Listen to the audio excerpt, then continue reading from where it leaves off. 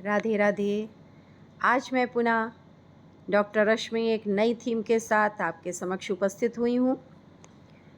आइए इस महत्वपूर्ण विषय सामाजिक संरचना पर आज विस्तार से चर्चा करते हैं। संरचना का तात्पर्य इकाइयों की क्रमबद्धता से है।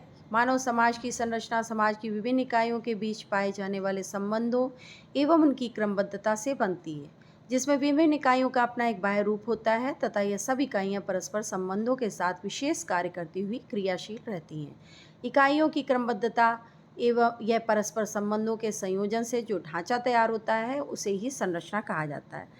अब बात आती है कि संरचना का निर्माण किन चीज़ों से होता है। तो समाज की संरचना का निर्माण करने वाली भौतिक और अभौतिक इकाइयों की संख्या तो इतनी अधिक है कि उसकी निश्चित सूची नहीं बनाई जा सकती। जैसे समितियां हैं, संगठन हैं, परिवार, स्कूल, क्लब, मंदिर, औद्योगिक संगठन, श्रमिक दल एवं राजनीतिक दल इसका निर्माण करते हैं शारीरिक आपकी सामाजिक संरचना का। जबकि दूसरी ओर संरचना के निर्माण में अनेक संस्थाओं, सामाजिक मूल्यों, प्रथाओं और परंपराओं का भी योगदान होता है।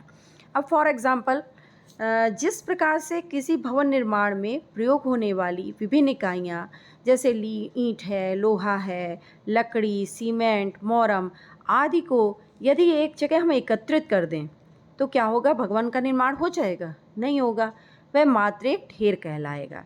लेकिन इन्हीं सामग्रियों को, इन्हीं इकाइयों को अगर एक विशेष क्रमबद्ध योजना से संयोजा जाए, बनाया जाए तथा परस्पर संबंध स्थापित किया जाए तो वह मकान का ढांचा तैयार हो जाता है।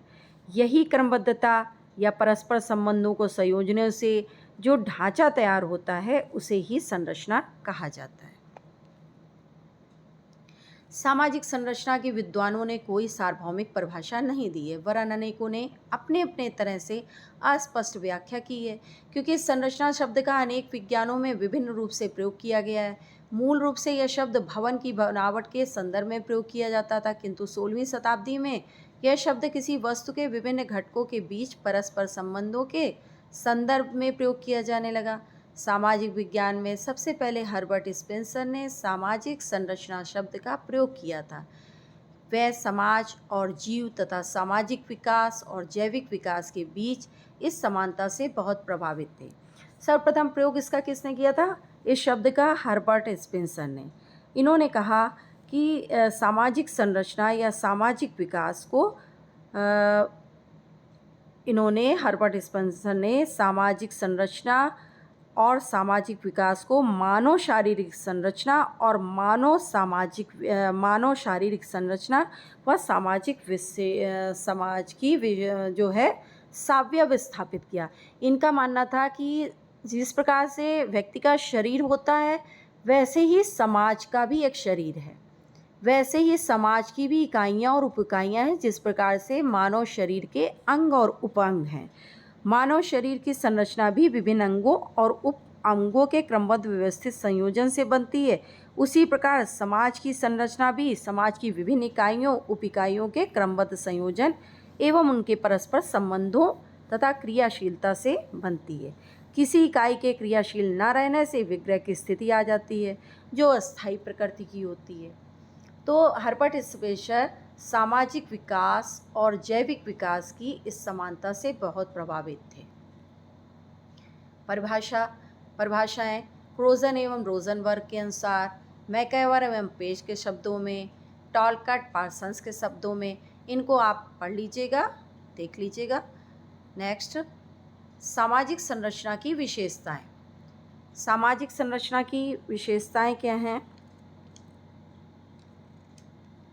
पहली है, सामाजिक संरचना समाज के बाह्य रूप का बोध कराती है। बाह्य रूप किसी भी ढांचे की प्रत्येक इकाई स्पष्ट रूप से देखी जा सकती है।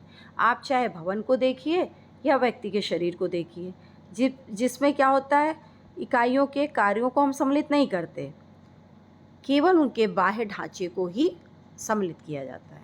नेक्स्ट है, सामाजिक संरचना अखंड व्यवस्था नहीं है, यानी यह कई खंडों को मिलाकर बनती है, जैसे संस्था, समूह, पद, परिवार, परंपराएं, रीति रिवाज, अन्य आदि विभिन्न जो है इकाइयाँ। नेक्स्ट है सामाजिक संरचना अंतर संबंधित इकाइयों की एक व्यवस्था है। यानी संरचना की इकाइयाँ बिखरी नहीं होती बल्कि आपस में संबंधित होती हैं, एक दूसरे से मिली जुली होती हैं। यदि इकाइयाँ बिखरी हुई होंगी तो क्या होगा? ढांचा नहीं होगा। जब अंतर संबंधित होंगे तभी एक ढांचे का निर्माण कर पाएंगे। नेक्स्ट है सामाजिक संरचना में इकाइयों की क्रमबद्धता पाई जाती है। यदि विशिष्ट क्रम इन इकाइयों को व्यवस्थित नहीं किया जाता तो परस्पर संबंध स्थायी नहीं होगा। जैसे एक दीवार को लीजिए, वो ईंट, गारे, मोरंग, आपका लोहा, अन्य चीज़ों से मिलाकर एक व्यवस्थित तरीके से, क्रमबद्ध तरीके से संयोजित किया जाता है। अगर इन इकाइयों को व्यवस्थित ना किया जाए तो क्या होगा? वो दीवार जो है जल्द ही गिर जाएगी। नेक्स्ट है सामाजिक संरचना अपेक्षाकृत स्थायी अवधारणा है। संस्था, समूह, विवाह, धर्म, रीति रिवाज सभी क्या हैं? इकाइयाँ हैं। और ये सब क्या होता है? स्थायी होती है। कभी कभी कुछ परिवर्तन करके उनके स्थायित्व को बनाया रखा जाता है। यानी स्थायित्व के लिए आवश्यक है कि उनमें समय अनुसार कुछ परिवर्तन किया जाए और यह शुरू से परिवर्तन होता भी रहता है। जैसे आप विवाह संस्कारों में ही देखिए, पहले हफ्ते भर की शादी हम लोग सुनते हैं मम्मी अम्मी से कि हम लोग क्या इतने दिन की शादी होती थी, फिर 3 दिन, फिर 2 दिन, फिर 1 दिन। अब कभी कभी आवश्यकता पड़ने पर 1 दिन भी होती है और उससे भी कम समय में शादियाँ होती हैं। नेक्स्ट है सामाजिक संरचना अमूर्त होती है क्योंकि समाज स्वयं अमूर्त है। समाज क्यों अमूर्त है? क्योंकि वो जिनसे बना है संबंधों से, वह अमूर्त होते हैं जिनको हम देख नहीं सकते।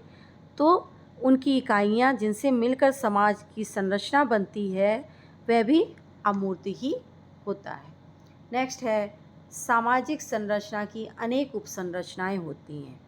मानव शरीर में हाथ जैसे एक संरचना है, लेकिन हाथ क्या है? हाथ भी किसी एक चीज़ से बना नहीं, अनेक उपसंरचनाओं से मिलकर एक संरचना का निर्माण करता है। हाथ में उंगलियां भी होती हैं, हथेली भी होती है, नाखून भी होते हैं। तो तब एक हाथ का निर्माण होता है जिसमें कई सारी उपसंरचनाओं को मिलकर एक हाथ की संरचना का निर्माण करता है। नेक्स्ट है सामाजिक संरचना स्थानीय आवश्यकताओं से प्रभावित होती है। वास्तव में एक विशेष सामाजिक संरचना का जब निर्माण होता है तो उसकी सांस्कृतिक, आर्थिक, राजनीतिक और भौगोलिक आवश्यकताओं के आधार पर ही होता है।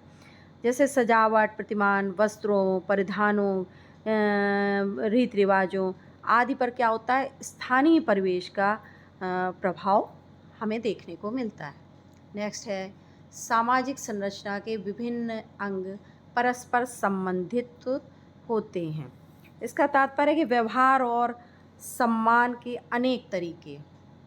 क्या करा इन्होंने? सामाजिक संरचना के विभिन्न अंग परस्पर संबंधित होते हैं। जैसे आपका क्या है? नातेदारी है, शैक्षणिक व्यवस्थाएं हैं, धार्मिक, आर्थिक, मनोरंजनात्मक उपसंरचनाएं आपस में क्या होती हैं? सभी संबंधित होती हैं।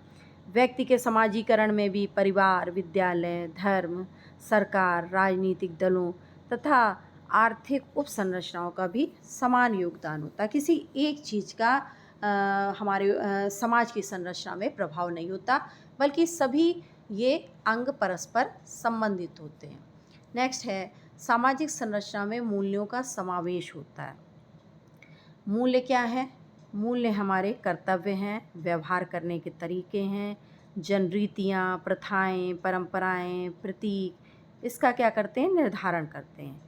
किसी सामाजिक संरचना की प्रकृति किस प्रकार की होगी, ये मूल्यों पर ही आधारित होता है। नेक्स्ट है सामाजिक संरचना में विघटनकारी तत्व भी सम्मिलित होते हैं। विघटनकारी तत्व क्योंकि संरचना का उद्देश्य क्या होता है? मानव आवश्यकताओं की पूर्ति करना। यदि संरचना के कोई अंग यदि कार्य नहीं करता संरचना का, तो संरचना का विघटन हो जाता है, परंतु वह अस्थायी होता है। क्योंकि संरचना अपने अंग तुरंत ठीक भी कर लेती है। जैसे शरीर में ही देखिए, शरीर अस्वस्थ होता है, बुखार होता है, कोई दर्द होता है, तो दवा लेके शरीर पुनः स्वस्थ भी हो जाता है। नेक्स्ट है सामाजिक संरचना के तत्व। क्योंकि वीडियो काफ़ी लंबा हो जाएगा, इसलिए आगे इसके पे चर्चा होगी। अभी मैं शॉर्ट में ही इसको प्रस्तुत कर रही हूँ। सामाजिक संरचना के तत्व यानी जो बनाने में आवश्यक सामग्री होती है सामाजिक संरचना में, वो क्या है? सामाजिक आकारिकी, सामाजिक शारीरिकी, सामाजिक अंतरक्रियाएं, परिस्थिति एवं भूमिका, सामाजिक मूल्य, सामाजिक संस्थाएं, सामाजिक प्रक्रियाएं, ये सब सामाजिक तत्व हैं संरचना के। अब हम बात करते हैं सामाजिक संरचना के अध्ययन का महत्व क्या है, क्या इम्पोर्टेंस है आपकी सोशल स्ट्रक्चर का, क्यों इसके अध्ययन पर जोर दिया जाता है? क्योंकि सामाजिक संरचना की प्रकृति बहुत कुछ स्थायी होती है, इसमें जल्दी कोई परिवर्तन नहीं होता है। इसके फलस्वरूप सामाजिक संरचना के आधार पर किसी समाज की सांस्कृतिक संरचना को समझना आसान हो जाता है। जब हम उसकी इन सामाजिक संरचना के अध्ययन को या सामाजिक संरचना का अध्ययन करते हैं, तो उसकी जो